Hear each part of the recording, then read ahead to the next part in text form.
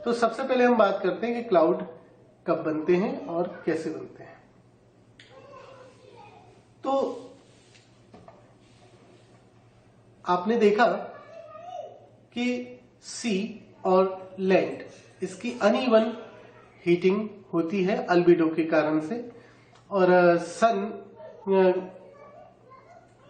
Generally land पर high pressure बन रहा है, और जैसे यहां पर आप इस एग्जांपल में देख रहे हैं कि सी के ऊपर लो प्रेशर बन रहा है।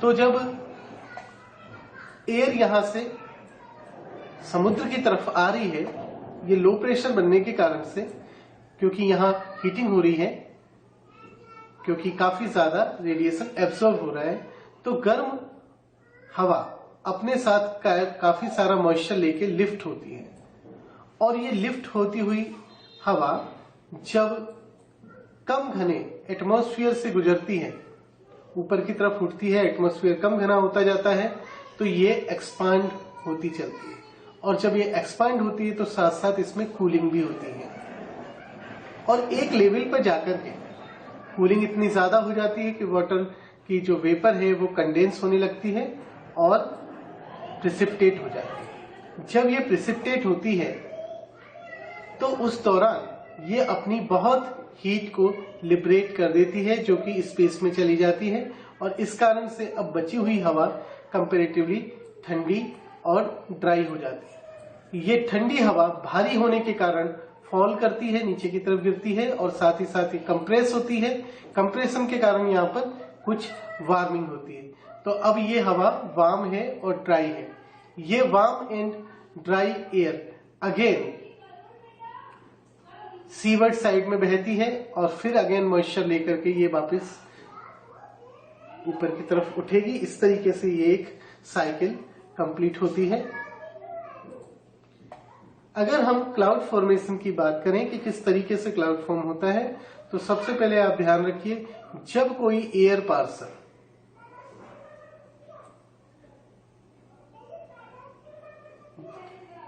जो कि अपने आसपास के वातावरण से कुछ गर्म होता है, तो इसलिए वो कंडेंस होगा और ऊपर की तरफ लिफ्ट होना प्रारंभ कर देगा। ये एयर पार्सल जैसे जैसे लिफ्ट करेगा, तो एयर के अंदर आपने देखा कि ऊपर अपर एटमॉस्फेयर में जाते हुए एयर प्रेशर रिड्यूस होता चलेगा, और ये एक्सपांड होगा, और इसका जो एक्सपांशन होगा वो ड्राई एडियाबेटिक लैप्स रेट से होगा। अगर आप देखें, और जब ये एक्सपांड हो रहा है तो ठंडा हो रहा है, तो ये किससे हो रहा है? ड्राई एडियाबेटिक लैप्स रेट के हिसाब से, जो कि करीब 10 डिग्री सेंटीग्रेड प्रति किलोमीटर के हिसाब से बढ़ती है। तो आधा किलोमीटर की हाइट तक ही पहुंचते पहुंचते इसके जो टेम्परेचर है, क्योंकि ये एक्सपांड हो रहा है, फैल रहा है, तो इसके अंदर जो टेम्परेचर है वो कम होता चलेगा, ठंडा होगा। तो केवल आधा किलोमीटर की हाइट तक पहुंचते पहुंचते इसका टेम्परेचर 5 से 15 डिग्री तक कम हो जाता है। 1 किलोमीटर तक की हाइट पे पहुंचते, 1000 मीटर की हाइट तक पहुंचते पहुंचते टेम्परेचर 10 डिग्री से ज्यादा कम हो जाएगा। एयर अभी भी ऊपर की तरफ राइज कर रही है, और राइज करने के साथ साथ ये एक्सपांड भी कर रही है। जब ये एक्सपांड कर रही है, तो जैसे मैंने आपको कहा कि ये लगातार ये ठंडी भी होती जा रही है by adiabatic process. Adiabatic process का मतलब होता है कि हीट ना तो लॉस हो रही है ना ही गेन हो रही है, ठीक है। और ये तब तक चल रहा है जब तक ये ड्यू पॉइंट टेम्परेचर तक नहीं पहुंच जाता। इस पॉइंट पे पहुंचते पहुंचते एयर सैचुरेट हो जाती है, और ऐसी स्थिति में कंडेंसेशन प्रारंभ हो जाता है, अगर कोई भी न्यूक्लियस वहां पर प्रेजेंट है तो। और यहां पर अगर न्यूक्लियस प्रेजेंट है तो ये वाटर वेपर कंडेंस होने लगती है, और विजिबल क्लाउड फर्स्ट टाइम आपको दिखाई देगा। ये हाइट जहां पर इस तरह की परिघटना दिखती है 1 किलोमीटर के आसपास का, इसको हम लिफ्टिंग कंडेंसेशन लेवल कहते हैं। अभी भी एयर राइज कर रही है, ठंडी भी होती जा रही है, तो इस कारण वाटर ड्रॉपलेट्स कंडेंस होते जा रहे हैं और क्लाउड बनता जा रहा है। लेकिन जब कंडेंसेशन हो रहा है तो ऐसी स्थिति में वाटर वेपर से लेटेंट हीट रिलीज हो रही है, जो कि वाटर वेपर में कैद थी। तो इस लेटेंट हीट के रिलीज होने से ऊपर बढ़ता हुआ ये एयर पार्सल अब गर्म होने लगता है। तो यहां पर दो तरीके की अपोजिट इफेक्ट्स चल रहे हैं। एक तो अपलिफ्टिंग जो एयर है वो ठंडी हो रही है, क्योंकि ऊपर बढ़ते हुए लगातार एटमॉस्फेरिक प्रेशर कम होता जा रहा है, लेकिन साथ ही साथ एयर में वार्मिंग भी हो रही है, क्योंकि लेटेंट हीट जो कि कंडेंसेशन के दौरान रिलीज हो रही है उसके कारण। दोनों का इफेक्ट एक दूसरे को काउंटर कर रहा है, लेकिन आप यहां देख रहे हैं कि एयर राइज कर रही है, क्योंकि आगे हम देखते हैं, क्योंकि यहां पर कूलिंग इफेक्ट स्ट्रॉन्गर है। आगे हम देखते हैं कि ये एयर, क्योंकि यहां कूलिंग इफेक्ट स्ट्रॉन्गर है, तो एयर कंटिन्यू करती है ऊपर की तरफ अपलिफ्ट होना। क्लाउड है जो अपलिफ्ट हो रहा है, परंतु लेटेंट हीट रिलीज होने के कारण अब इसकी जो कूलिंग है वो स्लो हो गई है। तो ये जो स्लोअर कूलिंग की स्थिति है, तो ये स्लो जो कूलिंग है वो मॉइस्ट एडियाबेटिक लेयर प्लेट से स्लोली कूल हो रही है। तो ये आपने देखा कि ऊंचाई बढ़ने के साथ साथ किस तरीके से क्लाउड बन रहा है। तो लो क्लाउड्स जो होते हैं, जो कि कम ऊंचाई पे हैं, वो सोलर रेडिएशन को रिफ्लेक्ट करते हैं, जिसके कारण अर्थ की कूलिंग होती है। जबकि हाई जो क्लाउड्स हैं, अपर एटमॉस्फेयर में हैं जो क्लाउड्स, वो लॉन्ग वेव रेडिएशन को, जो कि अर्थ से निकल रही हैं, उन लॉन्ग वेव रेडिएशन को एब्सॉर्ब करते हैं, जिसके कारण हीटिंग होती है। तो ये दोनों तरह के क्लाउड से काम हो रहा है। लॉन्ग वेव रेडिएशन को भी एब्सॉर्ब करके ये हीटिंग कर रहे हैं, और सोलर रेडिएशन को रिफ्लेक्ट करके ये कूलिंग भी कर रहे हैं। तो क्लाउड्स जो होते हैं वो वाटर ड्रॉपलेट्स, आइस पार्टिकल या दोनों का मिक्सचर हो सकता है। एयर में ये सस्पेंडेड रहते हैं। जनरली जो ये पार्टिकल हैं, इनका साइज 20 से 50 माइक्रोमीटर के दौरान होता है। आगे हम बात करें कंडेंसेशन न्यूक्लियस के बारे में, हमने बात करी। तो ये कंडेंसेशन न्यूक्लियस क्रिस्टलाइन सॉल्ट भी हो सकता है, टिनी रेसिड्यू हो सकता है, जो समुद्र से ऊपर की तरफ उठती हुई हवा में, जिसमें वाटर ड्रॉपलेट भी हैं, उनके साथ साथ ये ऊपर की तरफ उठ रहा है। न्यूक्लियस इसके अलावा डस्ट के रूप में पॉल्यूटेड एयर में भी इंट्रोड्यूस हो रहा है, और जिसके कारण से क्लाउड एंड फॉग का फॉर्मेशन होता है। याद रखिए कि अगर न्यूक्लियस नहीं अवेलेबल है तो क्लाउड के अंदर वाटर सुपर कूल्ड स्थिति में रह सकता है। अगर किसी क्लाउड की हम बात करें जिसमें केवल वाटर ड्रॉपलेट्स हैं, न्यूक्लियस नहीं है, तो वहां तापमान -12 डिग्री तक उसका हो सकता है। जो सबसे कोल्ड रिकॉर्ड किया गया है वो -60 डिग्री तक रिकॉर्ड किया गया है, जो कि 12 किलोमीटर की हाइट पर डेवलप हुआ था, और ये कंप्लीटली आइस पार्टिकल का बना हुआ था। तो जब ये क्लाउड बन रहे हैं तो कई प्रकार के क्लाउड फॉर्मेशन आपने देखे होंगे, जैसे पर्ती यानी कि स्ट्रेटिफाइड, सिरस जो कि विप शेप्ड होते हैं, निम्बस जो कि बारिश करते हैं, और क्यूमुलस जो कि ग्लोबुलर शेप के होते हैं। सबसे पहले हम बात करें, देखिए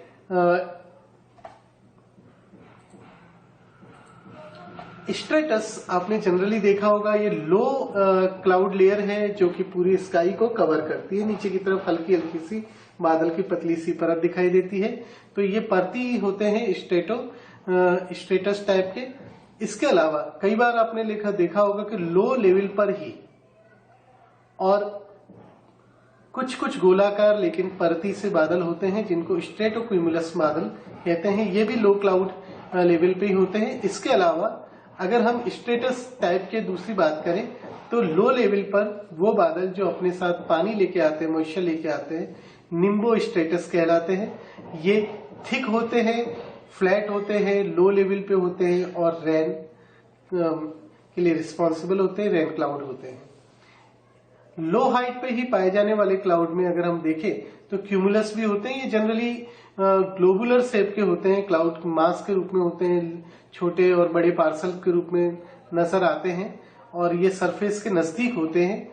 और जब कभी ये क्यूमुलस टाइप के बादल अपने साथ काफी मात्रा में मॉइस्चर लेके आते हैं तो इनको हम क्यूमुलो निम्बस कहते हैं। ये लो हाइट से लेकर के काफी ऊंचाई तक मौजूद हो सकते हैं।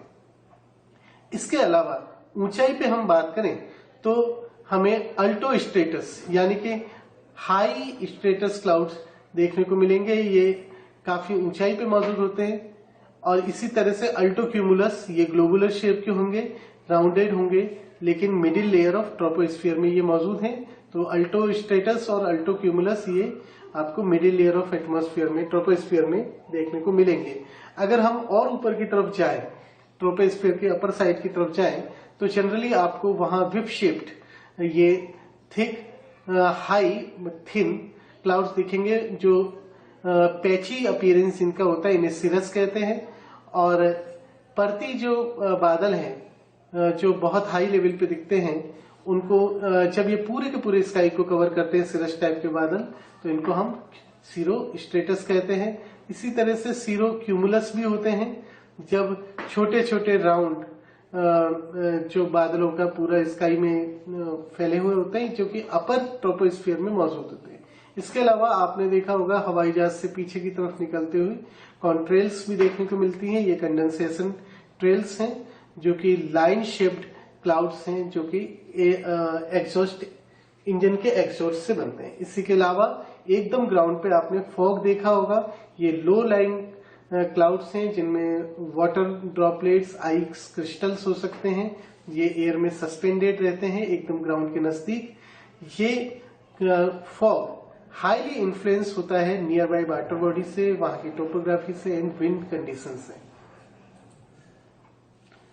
देखिए, जब कभी वार्म एयर ठंडी एयर के ऊपर चढ़ती है, जैसा कि आपने फ्रंट में देखा, तो ऐसी स्थिति में सबसे पहले ये जो अपने साथ में देखिए, जब वार्म एयर ऊपर की तरफ उठ रही है तो सबसे पहले वो मॉइस्चर लेके आ रही है जो कि कंडेंस हो रहा है करीब 1 किलोमीटर की हाइट पर, और ये बना रही निम्बो स्ट्रेटस टाइप के क्लाउड। और ये निम्बो स्ट्रेटस टाइप के क्लाउड यहाँ इस क्षेत्र में काफी ज्यादा बारिश कर रहे हैं। जब ये ऊंचाई पे चढ़ती जाती है तो अब क्लाउड अल्टो स्ट्रेटस टाइप का हो जाता है। ये जनरली बारिश नहीं करते हैं।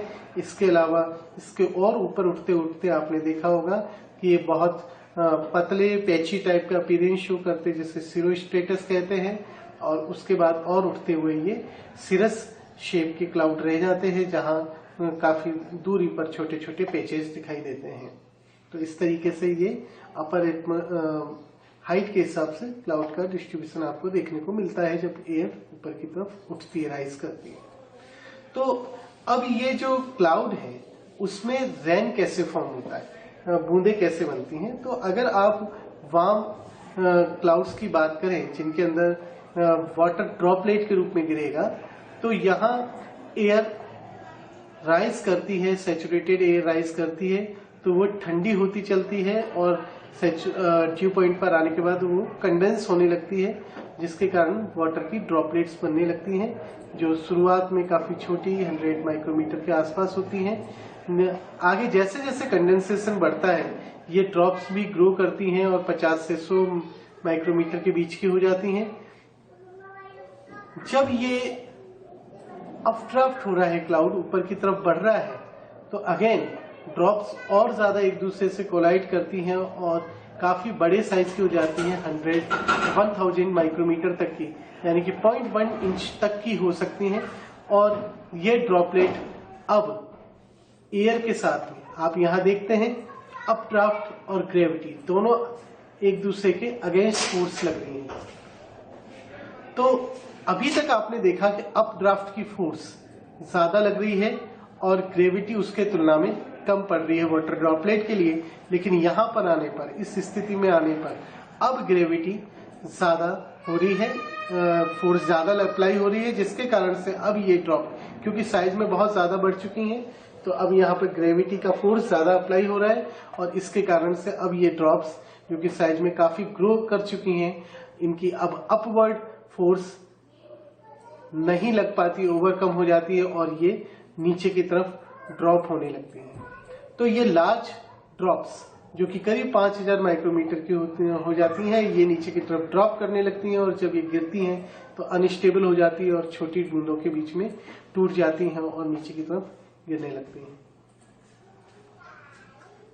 इसी तरह जब कभी समुद्र की तरफ से गर्म हवा किसी पहाड़ पर चढ़ने लगती है, जब एयर पार्सल मूव करता है किसी लार्ज ओशन से, तो ये गर्म होता है और ये पहाड़ पर चढ़ने लगता है। जब राइज करने लगता है तो ये एडियाबेटिक प्रोसेस के जरिए ठंडा होने लगता है और तापमान इसका गिरने लगेगा। तो जब तापमान गिरता है तो निश्चित तौर पे कंडेंसेशन प्रारंभ हो जाएगा, क्लाउड फॉर्मेशन प्रारंभ हो जाएगा और ये आपको ध्यान है कि अल्टीमेटली पहले तो आपने ध्यान दिया होगा ड्राई एडियाबेटिक रेट से कूल होगा, उसके बाद मॉइस्ट एडियाबेटिक रेट से ये कूल होगा और अल्टीमेटली प्रिसिपिटेशन स्टार्ट हो जाएगा।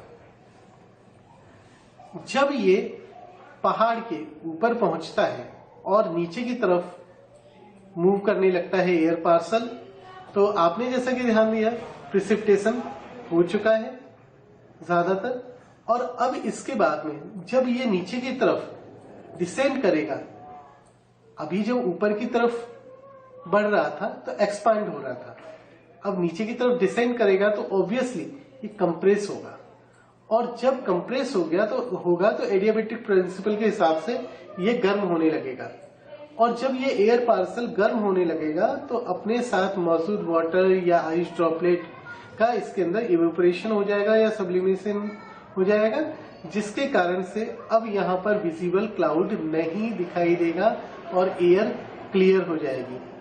और जैसे जैसे ये नीचे की तरफ ड्रॉप होगा तो ऑब्वियसली ड्राई एडियाबेटिक रेट से और ज्यादा वार्म होता रहेगा और जब ये बेस पे पहुंचेगा तो अब आप देखिए यहाँ पे कोई भी क्लाउड नजर नहीं आ रहा और ये टोटली वार्म हो चुका है, ड्राई है, और जब ये ड्राई है तो अपने साथ में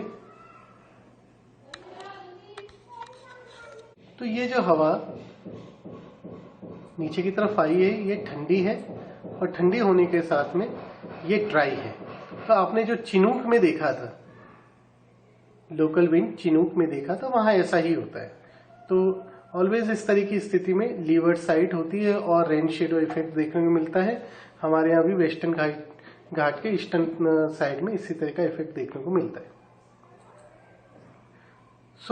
ये जो इस तरह की प्रोसेसेस हैं ये हमारे बायोजियोग्राफिक डिस्ट्रीब्यूशन को पूरी तरीके से डिफाइन करती हैं, शेप करती हैं। आपने देखा कि जो डेजर्ट का, ग्रासलैंड्स का, डेसिडुअस फॉरेस्ट का, रेन फॉरेस्ट का डिस्ट्रीब्यूशन है, ये काफी कुछ इन्हीं के हिसाब से, जो हमने डिफरेंट सेल्स देखी उन्हीं के हिसाब से ये आपको देखने को मिल रहा है। तो जैसे इसमें भी आप देख सकते हैं लैटिट्यूड और लॉन्जिट्यूड के हिसाब से डिस्ट्रीब्यूशन। तो ये सब कुछ जो चीजें आपको देखने को मिल रही है यहाँ पे, प्रेसिपिटेशन के अलावा टेम्परेचर, आपको जिनके हमने 2-3 वीडियोस में ये सारी बात शेयर की है, तो इनसे ये पूरा का पूरा हमारा डिस्ट्रीब्यूशन हो रहा है जो हमारी पूरी बायोडायवर्सिटी को शेप करता है। थैंक्स।